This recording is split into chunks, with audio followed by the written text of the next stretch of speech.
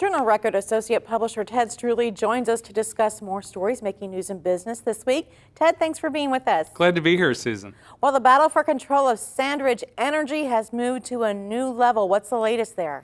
Well, it has. Activist investor Carl Icahn, who owns a fair amount of stock in SandRidge, has let the company know that he's proposing an entire slate of new directors for the company.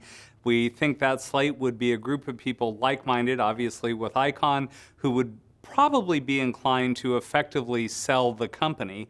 The current board of directors and investors at their meeting will have to decide whether they like Icahn's slate or the existing directors. What's the feeling in the oil patch with crude over $60 a barrel and the chance that the gross production tax could be raised even higher?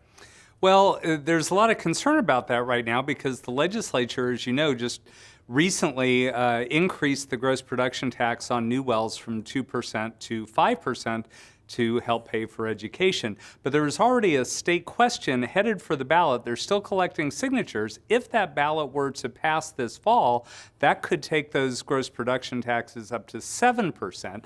The industry clearly is concerned about that, arguing that, oil pricing and drilling budgets are very fluid, and being locked into a 7% rate could really hurt the industry should that occur this fall.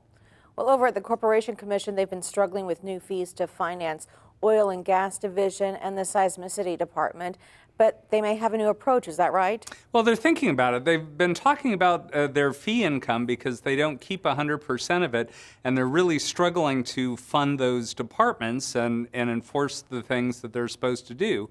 There's some talk now that if they got a bigger share of the excise taxes that don't all come to them now, that could supplant the need to raise the fees and still manage to fund the things they're responsible for. Well, pipelines are critical to getting product to refiners, but there are growing concerns in the midstream business about digging even more of them, right?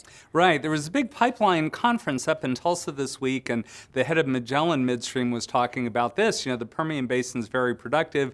They need more pipelines, but the pipeline companies are worried about overbuilding and having too much overcapacity, so they're approaching that with some caution. And finally, what are you up to for next week, Ted? Well, there's been so much talk about education funding lately. We found that the wind industry in Oklahoma is funding perhaps as many as 16 school districts completely. We'll look at that in Monday's paper. All right. Journal Record Associate Publisher Ted Struley, thank you so much for being with us. Oh, my pleasure, Susan.